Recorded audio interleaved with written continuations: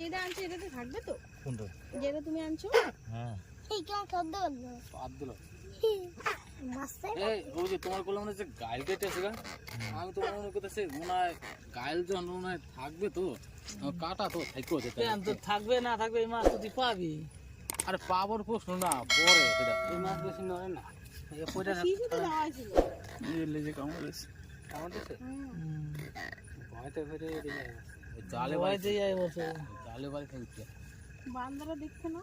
বান্দা দেখছে কোনটা বান্দা কোনটা আছে না মানে হালকা ফার্স্ট দেখতে উপরে বাঁধবে উপরে। হুম এই উপরে আনবে বান। হ্যাঁ মাছ বান না 1 কিলো বেশি হবে। 2 কিলো তো হবে, 2 কিলো কাছাকাছি যাবে বেশি যাবে। এই হ্যাঁ মাছের গঠন ভালো আছে কি লম্বা না মাছ। সিস্টেম লাগে কি না? কে কে করতেছে আরে এই মাছ বেশি নড়ে না। আরে লাভ হবে না।